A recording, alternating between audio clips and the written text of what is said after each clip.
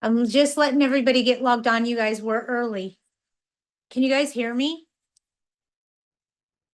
Yes, thank you.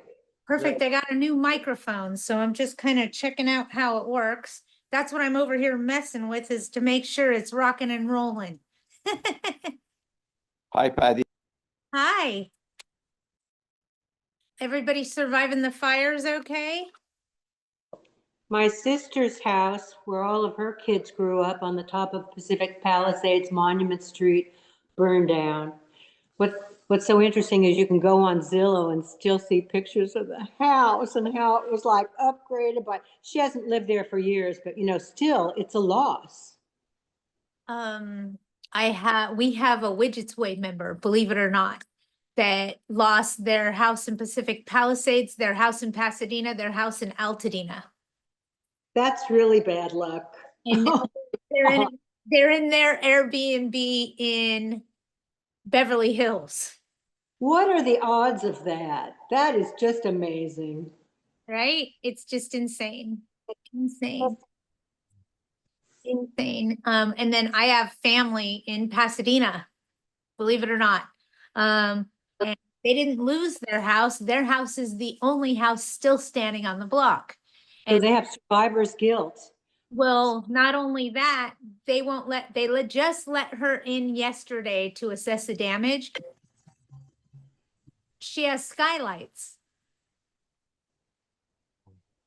The Totally toxic, though. Totally toxic to be there. water dropping helicopters busted through the skylights, so the water damage in her house, along with the smoke damage and soot damage, it's just a total loss. She would have been better off if it burnt to the ground. Erica's son Brian was there fighting the fire for 9 days in Altadena. Yeah, it was just like an apocalypse. Yeah, I actually happened to be in LA trying to help facilitate a cash for keys one of the days of the fires. You just sat there and it just rained ash all over you. It was horrible, horrible. It's going to take decades to recover from this. It is. And they talked about rebooting and building smart cities. And I'll talk about this a little bit later today. They actually changed building code requirement for new construction, for no gas appliances, solar panels, so they're exactly going to build smart cities. They have to. They have to. Different set of facts. And do we have to still use wood as framing? That just seems to go up like a matchstick. Yeah, well, that's all gonna fall under building and safety codes. You guys, we're just chit-chatting. We haven't started the meeting. We're talking in general. And I know everybody wants to talk about the same thing. So I'll wait. We all want to talk about the fires. It's a big topic right now. This is gonna be in the history books. So I tried to invite a couple of guests. Let me just see if I can't get them on here. If I can't, I can't. We'll go from there. G. Jones, I know you're in the heart of the fire, so let's get you in this class. Today, we got a lot of people that are fire affected and we need to be talking about it, okay? We really need to be talking about it. Here we go. Here's people. We got peeps coming in. Look, they know Patty's always late, so it makes sense. And I know Arlene isn't going to be able to join us today. Unfortunately, there is another course going on or something going on that she wanted to be involved in. And quite frankly, that's where I want her. If I want somebody else to go take that class and come back and report to us what they learned, right? It makes sense. That way we all don't have to sit through it. Just give us the highlights. So I'm letting people in just so you guys know, still dealing with that. And today I really want to talk about the fires, what you can do, what you shouldn't do, what we can't do, erring on the side of caution, things of that nature, and how we can genuinely help assist. Okay. So those are the topics I want to focus on today. If somebody has something totally off topic they need to talk about, we'll get to that too, I promise, okay? So today, again, I want to focus on the fires that we have at hand, some of the moratoriums that are coming at us as they are pretty atrocious. Let's be realistic. Um,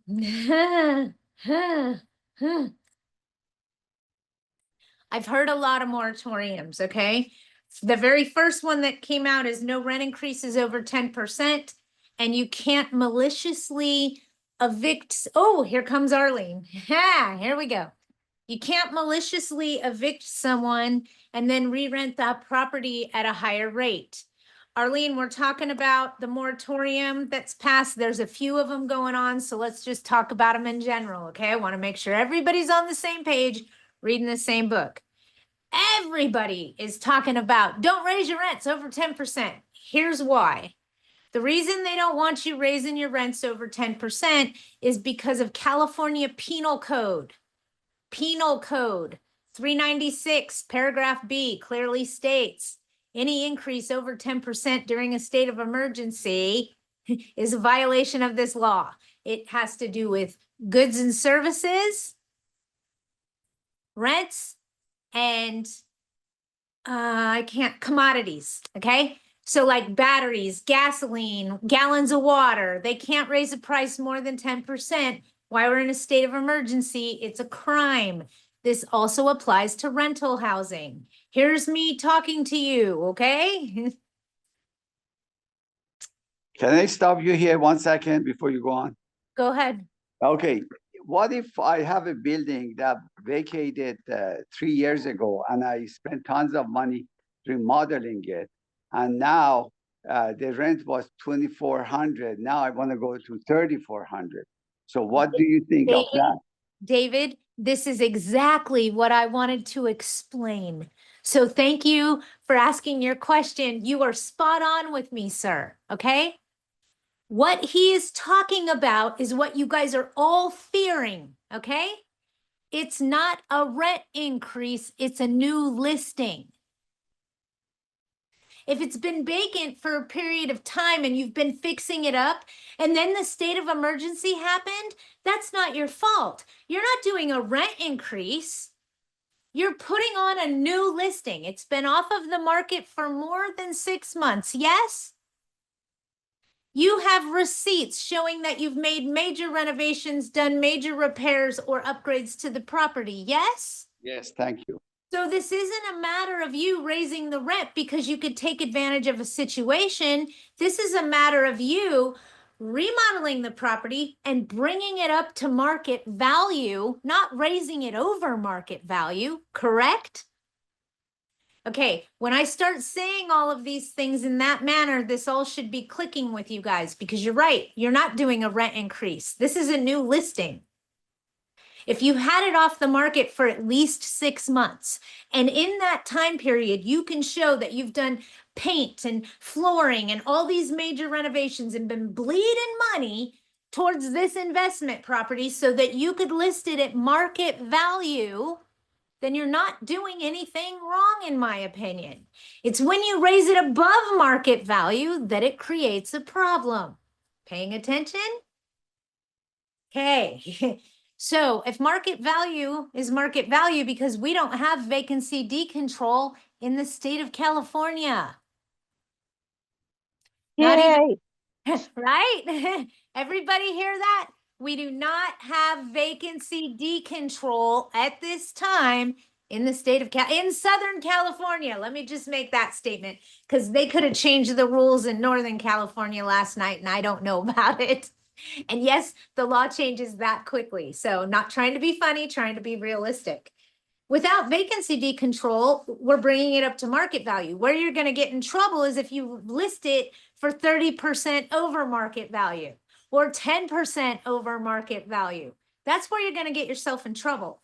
And when you guys are comparing market value, please do me a favor. Don't go, look, I have a 3-bedroom, 2-bathroom house in Sherman Oaks. So and they're getting rent of $6,500. So I'm going to put my 3-bedroom, 2-bathroom house in Sherman Oaks up for $3,500. Did you know that other house has a pool? It has Wi-Fi connections set up. It's a smart house with a Nest thermostat. It is internet ready. It has USB chargers in all the outlets. don't compare yourself just based by bedrooms and bathrooms. It doesn't work. We need to look at amenities. We need to look at apples for apples. Otherwise, what you guys can do is you guys can price yourself right out of the market and you don't even realize you're doing it. Okay. So again, if you have a new listing coming on the market, list it at market value. If you're very concerned about the price gouging, list it a little bit under market value. Okay. All right. So David, I hope that answers that question. It's been a huge topic with our members for the past week and an area of contention. Yes, Remember, it's a new listing. It's not a rent increase, okay? It's a new listing. And your attorney is going to be able to argue for you that you just put it back on at market value and you've done all these repairs and you have all these expenses. I mean, come on, you've had it off the market for at least 6 months. Most of you have been off for a year. Some of you have been off during COVID and we're just ready to go back on when whammo bammo, look what happened. Okay, another moratorium. Oh, go ahead with the question. Okay, so what you just described, this is Marion, what you just described, Patty, is very similar to 2 instances that I have. And one, they're not quite out, they're moving out on one because they didn't want to abide by the rules, so they took it upon themselves to move out. Okay. Now, they were way below market as it was, okay? They've been there about 4 years. And will I be able to go up to market rent on that 2-bedroom predicated on what would I use as my basis? Is it that threshold rent that they're trying to dictate as the market rent? Uh-oh. Means right on the nose. You're right on the nose. So I can go with that, just don't go over that.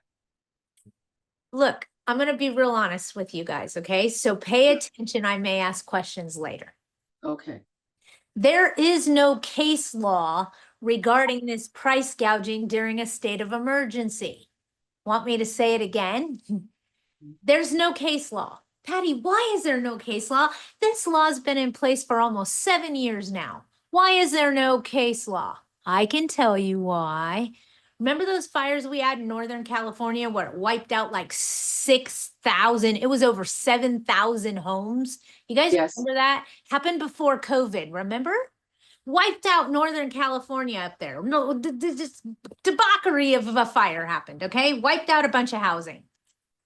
A landlord in a neighboring community had a vacant unit and took their $6,000 listing and listed it for $9,000 because of supply and demand.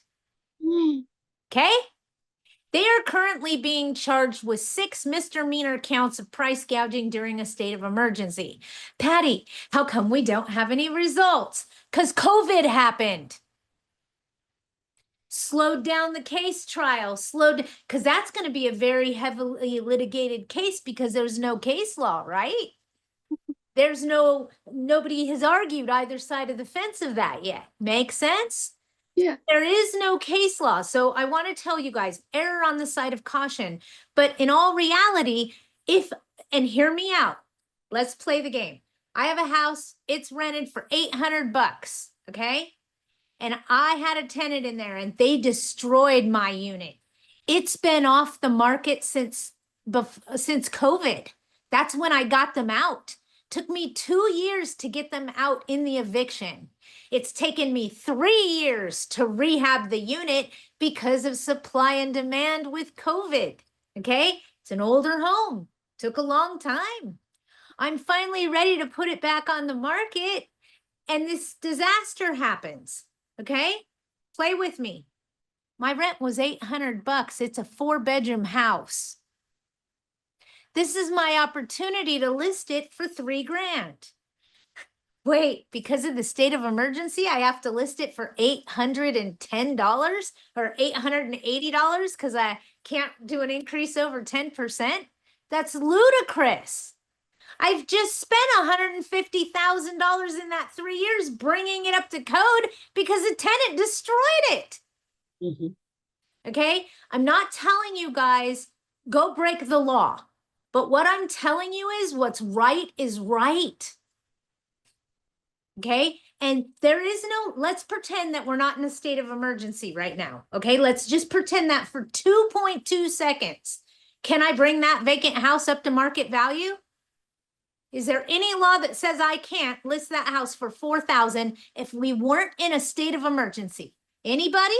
No, you can't. Exactly. So what's stopping, what's where you get into trouble and where you're gonna raise a whole bunch of red flags is if you take that $4,000 a month listing and ask $8,000 for it. That's gonna get you in a whole world of hurt real quick. Yeah, well, there's on Zillow, there's a 3-bedroom, 2-bath townhouse on Rexford.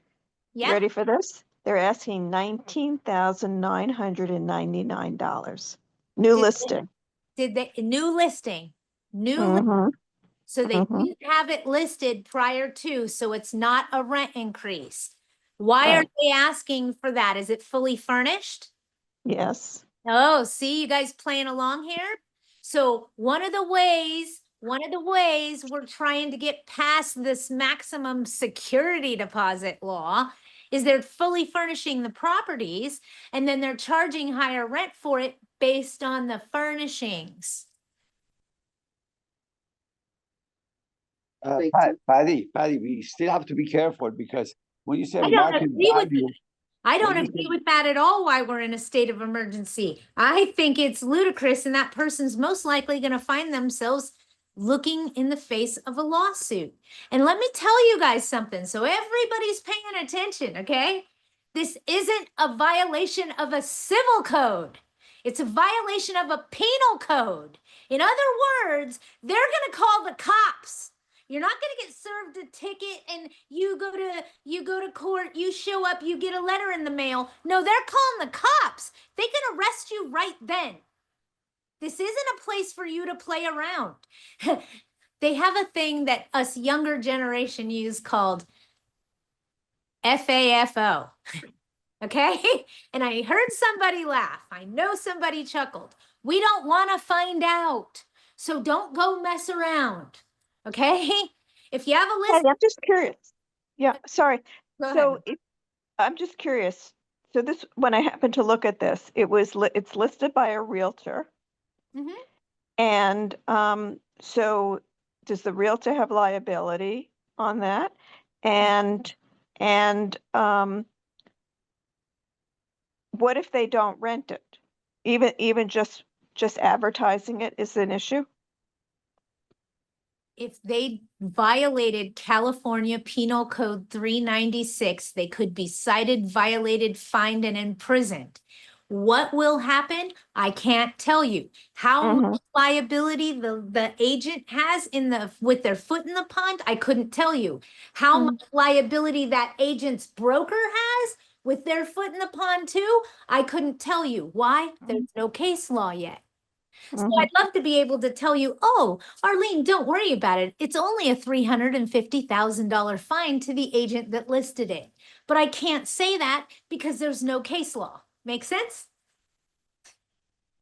Nobody has went through the trials and tribulations regarding this law yet to put some teeth behind the meaning of it. And you don't want to be that person. To get involved in a case law case, you're looking at legal expenses of about $250,000. Legal expenses. I have a friend that went through case law trying to get their kid out of some trouble way back in the day. They spent 70 grand. You know what they got? Nothing. Their son got incarcerated. It's not worth the risk, okay? Right now, 10% is not worth the risk. Look at it this way. Currently, that moratorium is in effect, I believe, until March 8th, okay? March 8th. Okay, with that said, if it's currently in place to March 8th, we are now in January. 60 days is not going to kill you. Wait, okay? Now, there's other things they're talking about, and this is going around right now. They're trying to put a freeze on evictions for 12 months. We are fighting tooth and nail about all of this, and you guys all need to have a voice and fight too, and let me tell you why, Okay, are you ready? Are you paying attention? And everybody in here is going to agree with me. This is Widget's way of thinking, okay? The majority of the people that have been affected by the state of emergency are middle and upper class. Right. Oh, wait a minute, Patty. Wait a minute. Wait. Whoa, whoa, whoa, whoa, whoa, whoa. Slow down. The majority of the people affected by the fires were middle and upper class. The amount of funds that they have raised directly for the Hawaii fires was $65 million. You guys know that? 65 million they raised from personal people to help rebuild, regroup, reload, help the victim. They raised $65 million for those fires in Hawaii. Do you know we've raised 200 million for LA and counting? This is a huge problem because these people have been displaced. This is a huge problem because these people have lost their livelihood. These people aren't cold, hungry, and standing on the street corners. Right. Ah, grab a hold of that. Stick your hook in it. Why would we stop evictions? Why would we freeze threshold rent and make it so we can't evict someone? Okay. Because of the emergency that happened in the county if they weren't affected by it. It's bureaucracy and bullshit. It's the majority trying to take advantage of a situation. It's bullshit all day long. It makes me so angry. I'm sorry. Feel the same way. The people that were affected are middle to upper class. How do I know I have a family member affected? Okay. She's a teacher. I'm going to probably say more than I should. And that's okay. She's a teacher. She owns a house in Pasadena. Her house is the only house on her block that didn't burn. She just got to go see it yesterday for the first time. She has skylights. The water drops that happened busted through the skylights. So now she has glass and plastic and muck everywhere. Soot, fire damage, smoke damage, water damage, you name it. She might have been better off if it burned to the ground. No joke, it's really bad. In fact, they're debating now if it's a total loss. If they have to rebuild, they're not going to have to rebuild, but as far as the interior contents, it's total loss. So she's personally lost all of her mementos, her clothes, okay? So her husband said, I've been in the same outfit for 4 days. I guess I should go to Walmart and buy something. It's not, let me go get in line to get a free pair of jeans. Oh, wait a minute. Did you guys just hear what I said? Yeah. Husband's been wearing the same clothes for 4 days before he realizes he should go to Walmart and buy a new set of jeans. He never said he was going to go stand in line to get a free handout. Okay, so we got lots of groups coming together and providing these resources, but the reality is the people that were affected by those fires, the majority of them are not standing in those lines. Okay, paying attention? All right, everybody's mind's now going a million miles an hour because what I'm saying to you is making sense. How do I know this? My nephew was involved in Pasadena with the schools, and I'll leave my statement at that. He has a lot of friends in that area. The communities have gotten together as communities, as neighbors and neighborhoods, and started their own email groups and their own little get-togethers like Victims of the Easton Fire. And they're sharing resources through these emails and through Help Thy Neighbor. Okay, so I'm now emailing these groups directly, giving them AGLA as a resource so that they know there's big companies out there ready to help them, right? So be careful with all this donation. I know we all want to help, but we need to slow down and instead of throwing money at them, figure out where we can help the most, where we can give it directly to the victims. Because a lot of times when you give to an organization, everybody's got their hand out. And by the time your $100 gets down to the person that needs it, there's $3.80 left. And I'm just using that as an example. Don't quote my numbers, but sometimes direct is better. Okay. And now let me get on and check out what kind of messages we got, because I know there's a few of them. Oh my God, Patty, can we do normal rent increases now, LARSO? Yes, as long as it's not over 10%, there's nothing saying that you cannot do a rent increase. Arlene will yell at me if I'm incorrect. Trust and believe that. Yeah, you can do 4%. But as I talked to you, Patty, when we did the parking, which could be, which is commercial, where we could do over the 4% because it's not part of the LARSO. I realized that I was $1.50 over, so I revised it and sent it because I didn't want to make sure that I was at 10%, not a penny over. And Arlene, I'm going to ask you a question, okay? Mhm. And mind you, there's a reason why I'm asking it. So when you served the wrong notice, and then you served the right notice and you had to make a correction because the first one was too much money and you could have gotten in trouble. So you served the right notice and it was for less money. What do you write on that notice to help protect you so that that first notice dies? That it invalidates any previous Super. rent Say increases. you say it. This notice supersedes all other notices? Yeah, Is that what you put on there? I didn't, but I know I was supposed to because it had gone out already. Okay. But I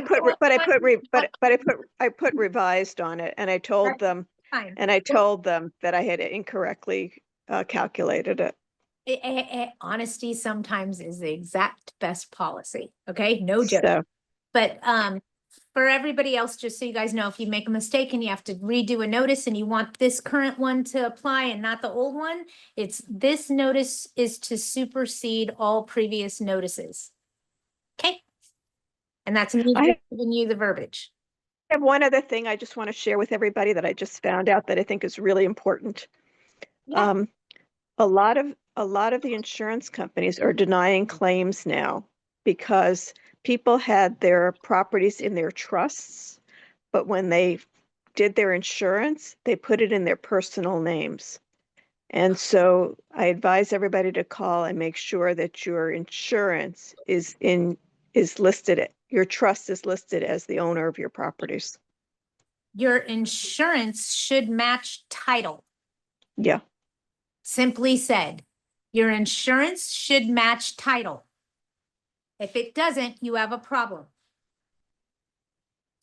And you could have other problems also, but your insurance should match title. Hey Patty, Roadrunner, can you run a Section 8 credit check? Everybody want to help me answer that? No. You have to judge their application on their ability to pay you. You can no longer use a FICO score as your criteria. Hi, Julia. Hi, Patty. Similar question as Melanie. Confirming we can do rent increases in City of San Bernardino as long as we're less than 10%. Yes. So pay attention, you guys. And Anthony, I see you have a question too, but let me do this one really quick while it's in my brain. In other cities, in other counties, you guys don't raise the rent over 10% because if your tenant was a victim of the state of emergency, there's a hair or something on me itching my face. I'm sorry. I'm human, you guys. If you do a rent increase on a tenant and that tenant was affected by the state of emergency, then you could be in with price gouging. Remember, there's no case law and affected is a very broad term. Look at it this way. I told you that my aunt was affected, right? Well, she's not my aunt, but I have a family member affected, okay? Affected, meaning she's living in a hotel. I offered her to bring her mementos to my house to store in my safe for safekeeping while she's back and forth in a hotel because she managed to get some valuables out of her house. Now that I'm holding her stuff in my safe, does that make me affected? Just asking. And for those of you in neighboring cities and neighboring counties, I'm going to tell you right now, if all of a sudden you have some unauthorized occupants and you may not see them yet, you guys, and the reason I'm saying this is most of these victims are still in hotels. That isn't going to last for long. Innkeeper law is going to kick them out in 14 days, make them change rooms and do it again. Their insurance companies are working with them, but you can only live in a hotel for so long before you get sick of it. I'm just saying, hotel living is not fun. Okay. Yes, somebody changes your sheets every day. And yes, somebody brings you fresh towels and takes out your trash, but it's not the same. Okay. It's just not the same. So eventually these people are going to start coming out of hotels, whether their insurance policies cap out at how much they're going to pay. That happens too sometimes. So they end up going to live with what? Family members in your properties. Oh, they moved in because of the fire. They got relocated because of the fire. They lost their job because the school they worked for burned down in the fire, and now they lost their job. Be careful, they've been affected. Okay, watch yourself. But what they're not allowing us to do is do evictions for unauthorized occupants if those unauthorized occupants were a result of the fire. So going forward, if you have a tenant that all of a sudden has a family move in with them, start asking questions. If it's because of the fire, leave them alone. They're protected. Okay? Just talking out loud so everybody understands. And you do not want your foot in this pond. I'm telling you, case law is no joke. So Patty, Yeah. based upon what you said right now, that is supposed to go through March the 8th of March 8th, 2025? Correct. Okay, so they can, an unauthorized tenant can move in with another tenant for that length of time. And we can't charge anything for more utilities or water or anything else? Nothing? Okay, Hear me out, okay? okay. You're not going to see these additional occupants move in until the insurance money caps out with the insurance carriers. In other words, on renter's insurance, I'm covered for $50,000 of relocation expenses. Oh, what? So my insurance is only going to cover 50 grand of me being relocated somewhere. Doesn't it make more sense for me to get a house and take a whole year to use that 50 grand? Absolutely. Ah, these tenants are going to start getting savvy, and the ones that aren't are going to stay in hotels until they realize there's no money left, and now it's their problem. Then they're going to go live with family, and that's when it's going to become a problem for you. It's not going to be happening tomorrow. It's going to happen weeks from now, months from now. Okay. And remember, the people affected by the fire, for the most part, are medium to high income. So they're not going to go live with families. Let's face it. They're going to rent a house somewhere else or buy a house somewhere else until they figure this out. It's what they're going to do. Let's be realistic. Come on. Who's in a hotel at the Regent Beverly Wilshire at $17,000 a night? Is that Mel Gibson or one of them? You know what I mean? The people that were genuinely affected by this fire have money, have resources, have the capabilities, okay? So everything that's getting thrown at it, in my opinion, is very interesting to say the least. I don't want to say it's overkill by far because, hey, I'm glad we're helping thy neighbor, right? I'm trying to help too in every way that I can. So if somebody loses their job due to the fire, They were and they affected by the state of emergency, period. right, Short.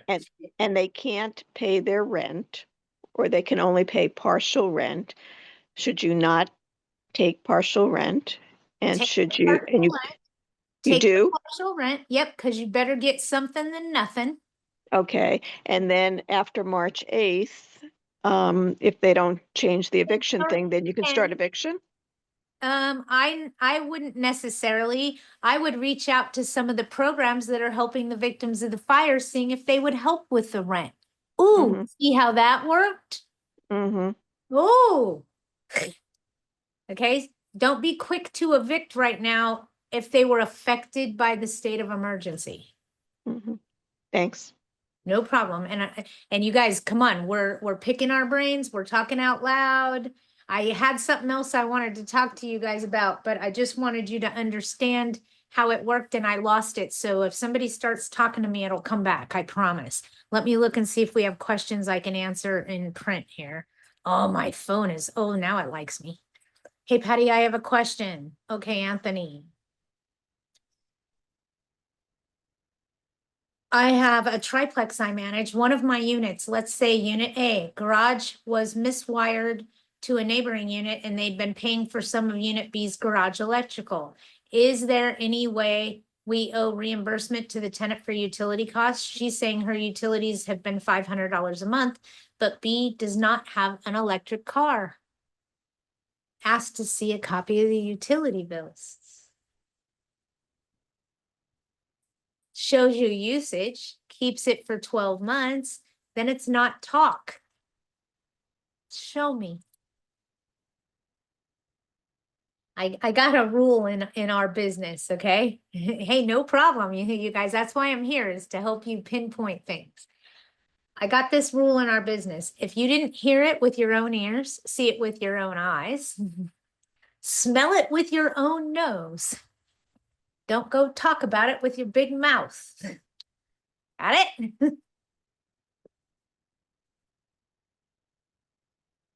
If you didn't see it with your own eyes, hear it with your own ears, smell it with your own nose, don't go talk about it with your big mouth. In other words, see it for yourself. What does the lease say? No problem, no problem. I'm here to help. You're welcome, Anthony. And I'm just talking out loud so everybody gets it. So Patty, Yes. it should not affect any pending, what's going on right now should not affect any pending evictions, right? Unaffected. In other words, these people are totally unaffected. No. I don't know if the majority of voters are going to be able to take advantage of this situation because they're the majority. Let me ask you a question. Mm-hmm. We know for a fact the areas that were burned were Pacific Palisades, Malibu, Pasadena, and Altadena. And the areas that we're speaking of in Pasadena and in Altadena are the hillside homes up on the hillside, not the apartment complexes in the less desirable areas of the city, correct? Right. Okay, everybody just heard that. So the people that are displaced and in those lines have been evacuated.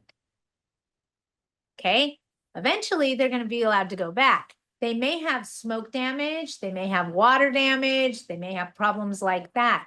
But for the most part, the people that lost everything are medium to high incomes and aren't in dire straits.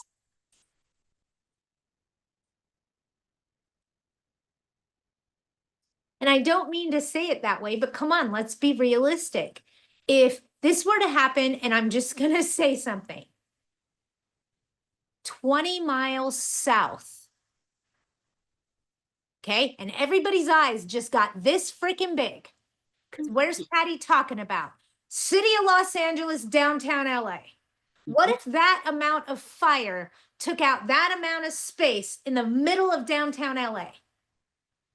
Okay? Okay, what if it took that out? It would hit so many low-income households. It would be catastrophic. Catastrophic.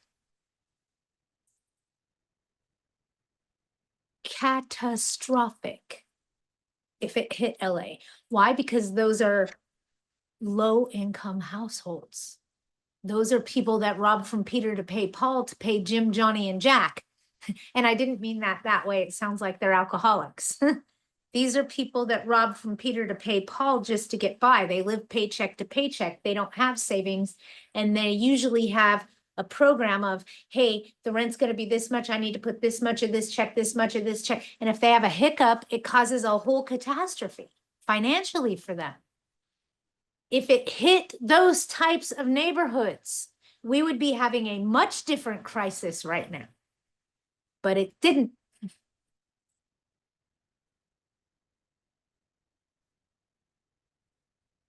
Yes, Arlene, unless you have someone else. I'm sorry, Arlene sent me a thing. It's easier for me to answer that way.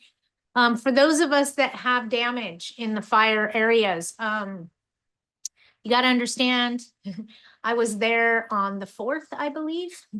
And I watched it rain ash in people's memories and livelihoods, and it was horrific. The way that the ash just was coming down everywhere. It was horrific. For those of us have people that are evacuated currently, let's talk about it. Per diem in place, rent credit in place. My opinion is refund them January's rent immediately. Okay, that's my opinion. Why? Because do what's right. Do what's right. Let me put it all in a different perspective for everybody so they understand. What if that was your daughter? What if that was your son? What if that was your mom? What if that was your wife? Do the right thing. Treat people how you would want to be treated in a crisis, because this is when we come together. This is when Americans show America what America's all about, okay? This is when we help each other. And AGLA's doing an amazing job. Rent Spree's now waiving credit screening costs for fire victims. AGLA has a whole place that owners can advertise their units directly to fire victims, okay? We here on Widget's Way have a small plethora of homes available through our members. So I believe currently we have a Widget's Way member with a 3-bedroom house in Sherman Oaks. And we have another one with a 4-bedroom house in the city of Carson, if I'm not mistaken. And that's just what I remember off the top of my head, you guys. So we here at Widget's Way are trying to help and get your listings over to AGLA, get them to those little fire groups that we talked about. And I'm emailing them directly so they can direct contact you guys when I have your listing and I ask, hey, can I send this to the victims of the fire groups? A lot of these people need to relocate, not where, how do I say this? Some of these people that have to move out of their homes are trying to relocate to where they worked. Does that make sense? So I have somebody that lived in Pasadena but worked in Irvine. So now they're trying to find housing in Irvine. Does that make sense? Hotel Surplus Outlet is providing free couches, sleeps over stuff, and they've got people who will do free delivery too. So if people need furnishings, if they're finding things that are unfurnished. And for the most part, if they had renter's insurance or homeowner's insurance, they're going to be reimbursed for furniture. So for those of you with vacant units, don't go buy a house full of furniture and then try to stage your unit to rent to the fire victims. That isn't going to fix the problem. They may want to go pick out their own furniture and have their insurance company pay for it. Slow down. We don't want to run at the fire, run into the burning building with no equipment protecting us, okay? Slow down. I get that we all want to help, okay? I get that we all want to help. I evicted a tenant in August of 24. I've been pumping money into the rehab of this unit. I was previously occupied for 13 years with below market rent. How much rent am I allowed to charge in LARSO area? Are you ready? Here comes the answer, and you're going to laugh out loud. What is market rent? We don't have vacancy decontrol. Here's what I can tell you. If market rent, and I mean market rent, and you're comparing apples for apples, okay? We talked about this a little bit before. Just because it's a 2-bedroom, 2-bath doesn't mean you're going to get $5,800 for it, okay? That 2-bedroom, 2-bath had a pool and solar panels and a Tesla charging station and USB charging outlets in each outlet, and it was a smartphone with a Nest system and blah, blah, blah, blah, blah. You got to compare apples for apples when you're putting your listing out there, okay? If your house was 1970s and you're comparing it to a 2-bedroom, 2-bath that was built in 2024 and is all upgraded or all fancy schmancy, and they want 5,600, it doesn't mean your 2 bedrooms worth 5,600. Compare the apples for apples, okay?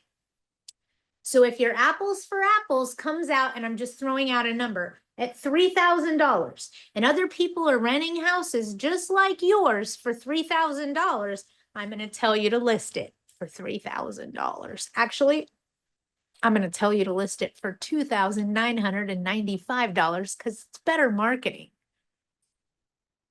We don't have vacancy decontrol.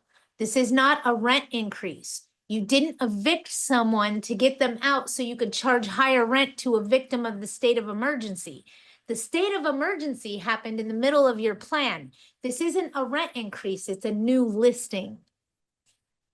When you say market value, it should be market value before the fire, not after, because you know the prices. Market value after the fire came down lower. I need you to be lower. All right. Don't go raising your rents. Here, I'm going to say this as simple as I can to you guys, okay?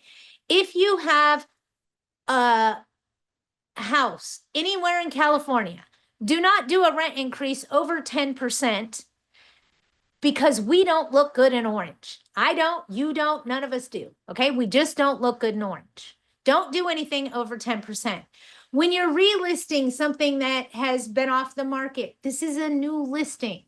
But you don't want to list your house apples for apples. Everybody says it's $3,000 and you list it for $6,000. They're going to come knocking and talking and you don't look good in orange.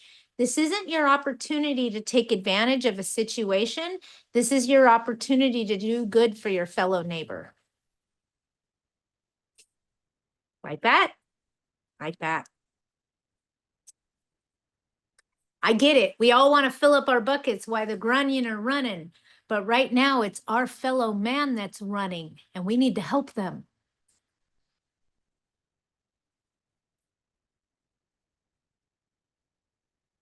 Anyone notice how Los Angeles County, here, I'll just say it, DCBA, Section 8, has significantly reduced rents in various zip codes.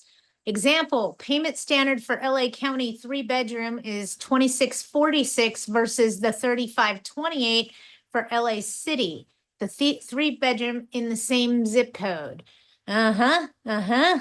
Any thoughts on why LACDA would do this? It doesn't work against the homelessness initiatives. It also doesn't work with threshold rent and makes it more difficult for you to evict.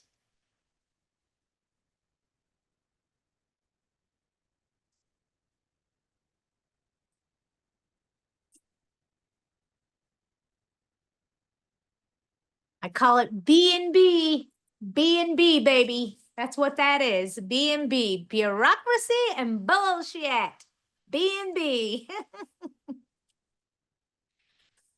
Yes, Section 8 has changed their rental amount that they will provide for so many units, okay? They've brought it down so that it sits under the threshold amount.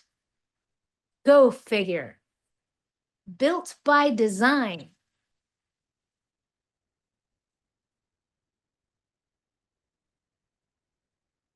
And it's exactly that. It's built by design. You guys, we're seeing a lot of trouble with these third-party payment programs coming in and helping, okay? We're starting to see a lot of problems with them, okay? A lot of gimme tenants coming out of those programs. That's how I'll say that, okay? So with the gimmies coming out of those programs, it's really hard for us to do business. So how do we handle that, Patty? How do we combat the gimme gimmes at hello? You want to know how? I'll tell you how. Are you ready? We only accept third-party payments for move-in funds from federally funded programs. Thank you. We only accept third-party funds for move-in from federally funded programs. Thank you. What did Patty just say in English? We only accept Section 8 and VASH payments when you're moving in. We don't accept Brilliant Corners or any of those other programs at move-in because we're not required to by law.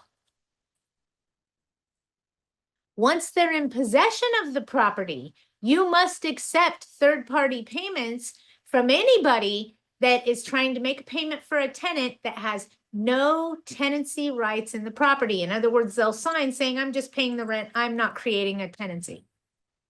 And you have to accept that, but not until they're living there. You don't have to accept it on move-in unless it's Section 8 or VASH.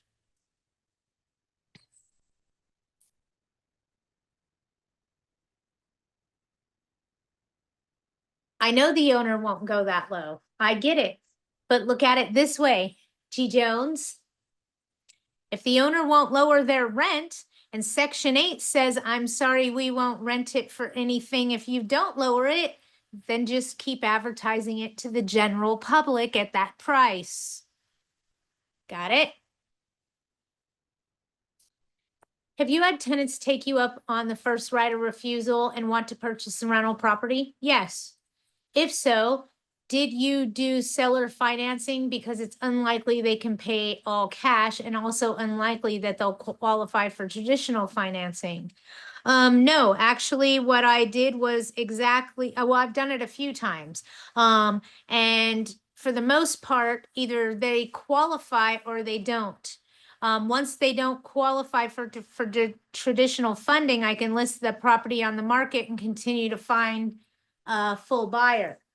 If the owner is interested in carrying the note, here's what I can tell them. I have some owners that practice this, that carry notes, give loans, etc. In the event your people don't comply with the note or pay you off at the end of the term, you can then either extend and increase the interest, or depending on how it's written, how the terms of your agreement's written, some of you can even foreclose and then evict. Wait, what? So it just depends on how you do it. So a lot of times an owner will finance, and then when the tenant misses payments, they do a foreclosure and then a foreclosure eviction. And that's how that works. And that's on a rent to own, just so you understand. Patty, on that same question, how do you even go about, like, what's like the summary of it on if they stop paying? You said foreclosure, but then who do I even call? Like, okay, they missed a payment, so then what? Like, who handles that foreclosure? Here's what I would do, and this is just me talking to you out loud as a professional to a professional, so I'm going to talk fast because other people are going to be like, wait, what'd they say? Okay, here's what I would do if it were me. I would do it as a rent to own situation, okay? And I would specify in the rent to own contract the additional funds that are to be put towards the down payment once the rent to own contract is ready to be initiated. Sometimes you do those for 1 year, sometimes you do them for 3 years, sometimes you do them for 5 years, it just depends. If in that time period, before that term expires, they exercise their right to purchase, then the extra money that the landlord was collecting goes for the down payment. In the event they don't exercise their right to purchase, that money goes in the owner's pocket. Just saying. Wait, what? Yeah, look at the contract for rent to own, okay? They have to exercise their right to make the purchase. If they don't exercise their right to make the purchase, then the owner gets to keep all that extra money as rents and they lose it and it continues on as a tenancy. But their right to purchase the property is expired. So look into that. I've seen a lot of crazy stuff go with a rent to own kind of deal. Okay, and crazy stuff, meaning the owner ended up keeping all the money and the tenant got evicted. And no purchase ever happened. So it's crazy what can happen. So if there was no eviction involved when the tenants moved out voluntarily, do I have the right to increase the rent after I fix it up for the next month to the threshold amount? No, you don't. You have the right to bring it up to market value. We don't have vacancy decontrol in Southern California today. So anytime our property goes vacant, we can bring it to market value. There's no law that says we can't do that. Even in Larceau, there is no vacancy decontrol. If you evict and your tenant gets out or they move out on their own, okay, you can bring it up to market value when you put it up for rent. Okay? There's no law that says you can't do that. Where you guys are going to get in trouble is if you do it for more than market value.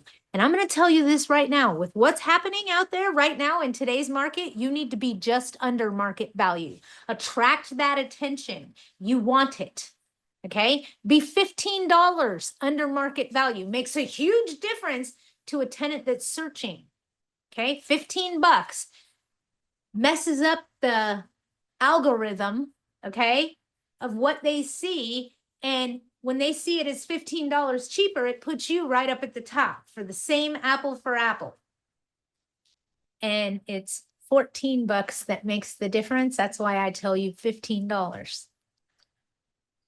Anytime you're going to do a rent reduction, do it by $15. Trust me. And depending on when your MLS uploads, I say do it on a Tuesday. Threshold rent is for RSO properties. G. Jones, I'm going to say it a different way, and it's just so everybody else understands. Is threshold rent only for LA City, is also in LA County. Threshold rent is in anything that is governed by RSO. So, as we know, RSO is everywhere now. It's in areas of Torrance, San Pedro, okay? Sherman Oaks. It's just certain areas are now governed by RSO. If it's governed by RSO, threshold applies to you. And I get the city thing, G. Jones, but hear me out, okay? We're not going to call it the city anymore. We're going to call it RSO, okay? Because if we call it RSO and we're talking about San Pedro, still city of LA, still RSO, but that way nobody gets confused. So anything is, it's either RSO, DCBA, or LAHD in the county of Los Angeles. Okay. All right. Anybody else have anything? I got questions for you guys and I want to ask you. I have an opportunity to bring 4 special guests on some future podcasts we're doing. And I just want to know what you guys would want to be more interested in me having a special guest. Do you guys want to hear from an insurance person? Do you guys want to hear from a banker? Do you want to hear from an attorney? Or do you want to hear from another professional in the industry that does leasing because you guys are sick of looking at my face? No, I have friends in the industry that do what I do, and they have offered to come on and give their insight, their 2 cents. And a lot of times, leasing and attorney. Thank you, Anthony. Leasing and attorney. Okay.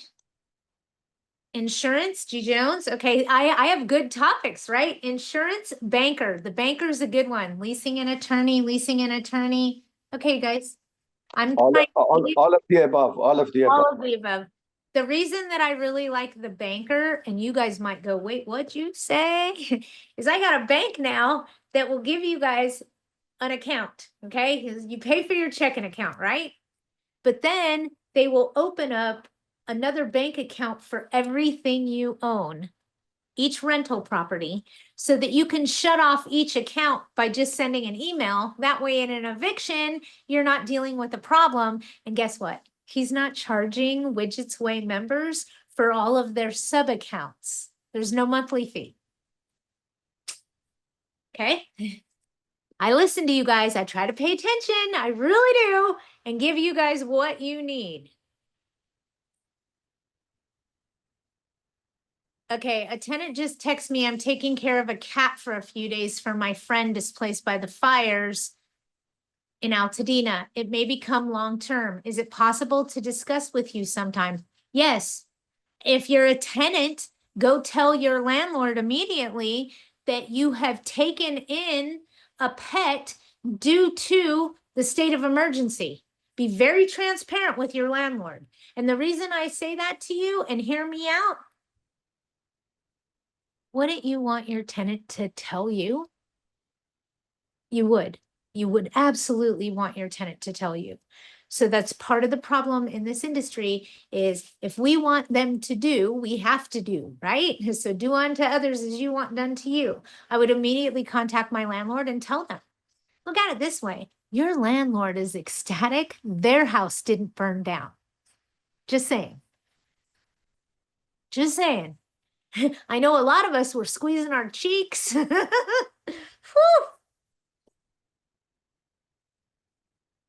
We have somebody in here that ended up getting evacuated. Evacuated, you guys. Running from fire is not fun. I've done it before. Not fun.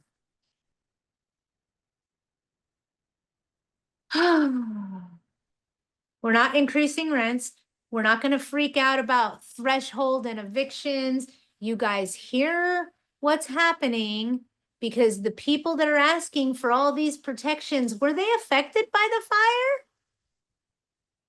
No. Ah, it's just the masses, right? Okay, pay attention to that's the kind of stuff I look at.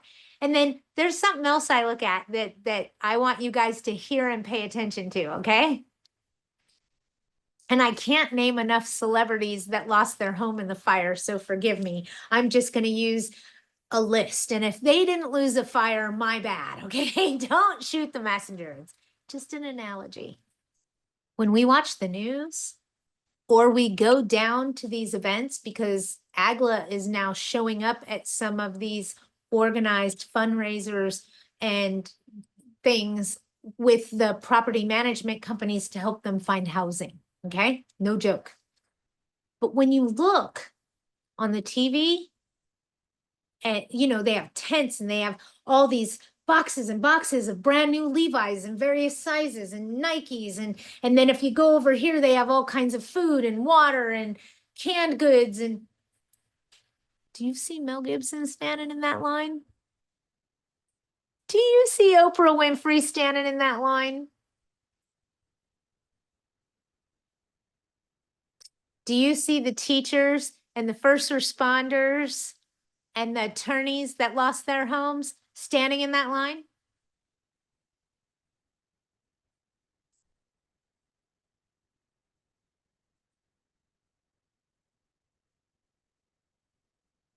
Everybody's going, yeah, she's right. I see what's going through that line.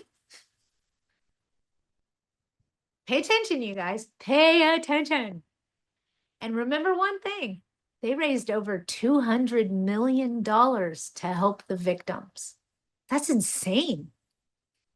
And those of us that have a building project coming up, I know a lot of us talk about building ADUs. I know Christina did. I think David did. Let's talk about this, okay? You might not want to be building in the next 2 years. I have a feeling we may have a shortage on building materials and supplies in our local area for the next 2 years. Make sense? If you live in LA, and it's going to take about a year before the rebuilding starts, because first they got to get all the insurance figured out, and then they'll do the demoing, and then they'll do the rebuilding, the permitting, and the blah blah blah blah blah blah blah. So it's going to take about a year before the ball all gets rolling, and that's when we're going to start seeing the effects of those things. Okay, but it will affect us. Trust and believe me. Supply and demand on a sheet of plywood and a 2x4 may be very difficult in the next 6 months or a year from now. I don't know. But when things like that happen, it makes me want to go buy 5 sheets of plywood and 10 2x4s. You never know. Be prepared. It's the Boy Scout marching song. Sorry, my dad wanted a boy, remember? I'm sorry.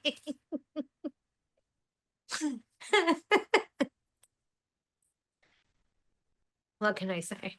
San Bernardino County, Colton, Section 8. How much can the rent be increased for another tenant being added to the lease? What's the rental contract say? Oh, it doesn't? Oh, see how that worked? So now you're renegotiating. How much do you want to charge to add the additional person? Because you don't have to. What did I do? I touched something. Sorry, guys. Anybody else have anything they want to chit chat about?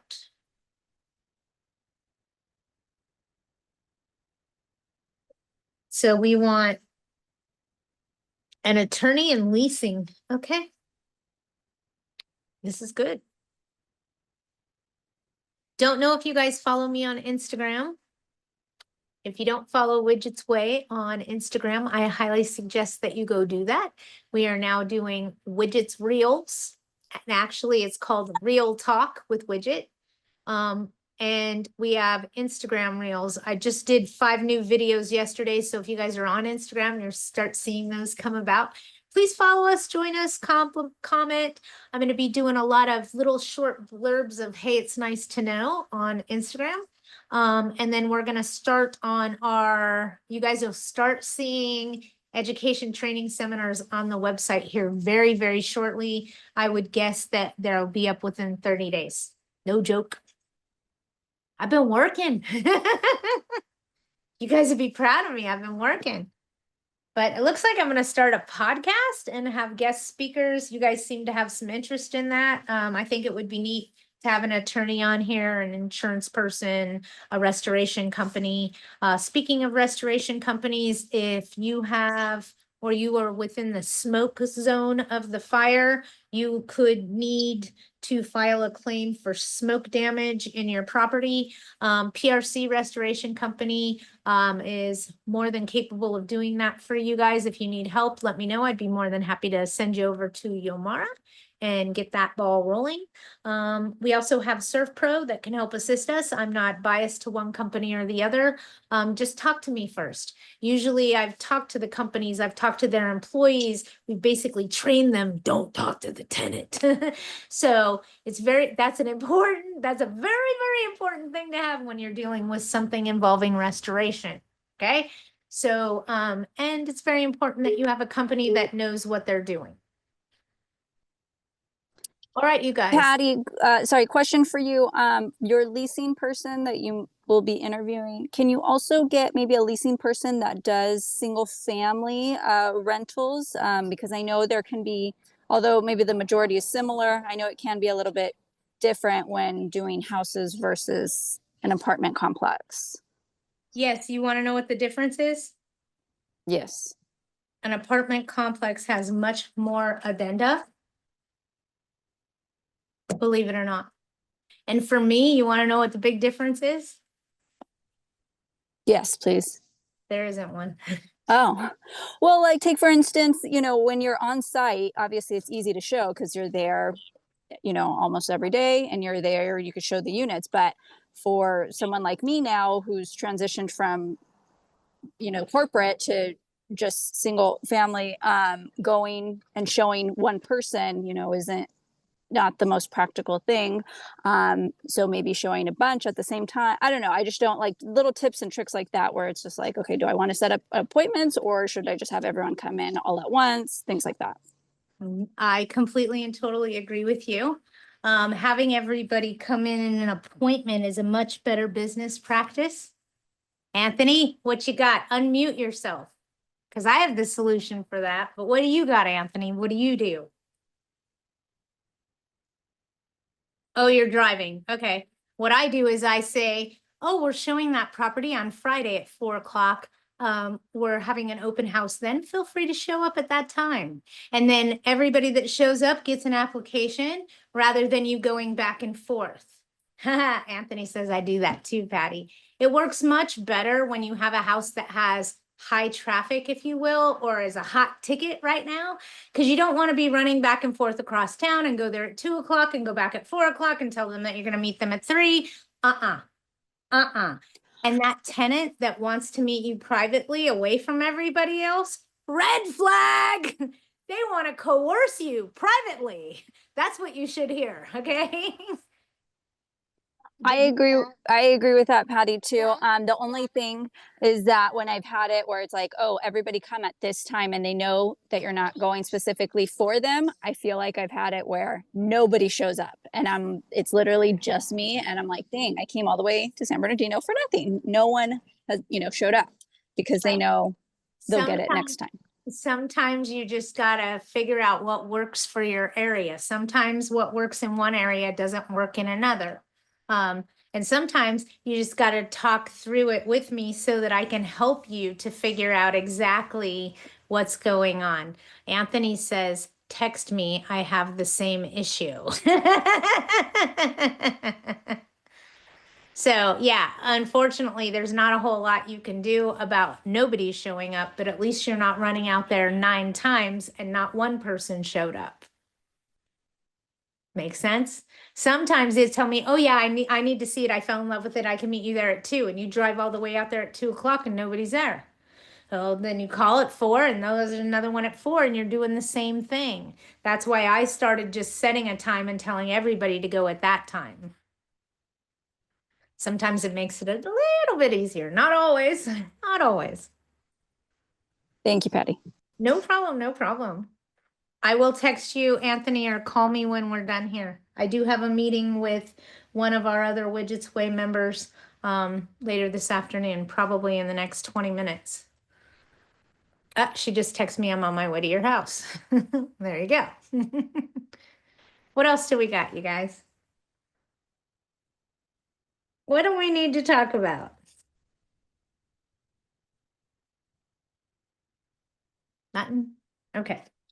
Tell me your perspective on what they're saying that Karen Bass did with withholding funds or relocating funds to other areas than where it should have gone.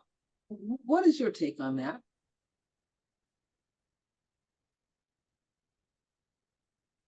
I think that she's not alone in her actions. That's what I think too. I think they all want money. And do you guys see how very cautiously and very carefully I try to answer those types of questions? I don't think she was alone in her actions. She's being investigated right now, that's for sure. Can I say something else? And this is totally my personal opinion. It doesn't reflect my business. It doesn't affect any of our housing industries. This is Patty's personal opinion about something, okay? Okay. I think the only thing that Biden could have done to make a bigger debauchery of the legal system went before he left would have been if he would have pardoned Trump. I think that would have just really sent the message of how screwed up the whole system is. If I hear you on that. I mean, come on, we're pardoning people that don't even have crimes charged against them yet. What the hell? Yeah. Hell, why don't you just pardon Trump too? Exactly. And now you see it happening on the other side of the fence, and you guys are all going, wait, whoa. Trump all of a sudden looks like a jerk because he's got his darts out and he's chucking them in their direction. That's what they did to him. It's not a presidency anymore. It's like a witching. You know what I mean? It's like they're trying to hang each other at the stake or stone them to death or something. It's ridiculous. Stop trying to poke each other in the eye. Can you repeat your answer to my question about increasing rent for adding a tenant? I had to cancel another meeting. You are renegotiating a new contract because the terms are changing by adding a new tenant. So if you want to tell them that you're going to do a 10% increase and they'll be signing a new lease with both parties, that's going to be how you approach that. Don't do anything over 10% right now. Wink, wink, wink, wink. Yeah. Okay. Anybody else? you know what? I made it through over an hour without any of you questioning me why the dog isn't snoring today. I'm proud of myself. I hid her in another room just to see if anybody noticed. I was waiting to, hey, Patty, where's the dog? You guys will have to see the cute little videos on Instagram because some of them I have her in regarding pets, okay, and things like that. If anybody needs anything else, let me know. It looks like the banker's calling me, so I'm going to take his call and I will talk to you guys all soon. Thank you, Patty. Thank you. No problem. Thank you. You guys Thank have, you, Patty. Thanks so much, Patty. you guys have a great day. If you need anything else, let me know. Okay. Take care. Thank you. Bye, everybody. Thank you.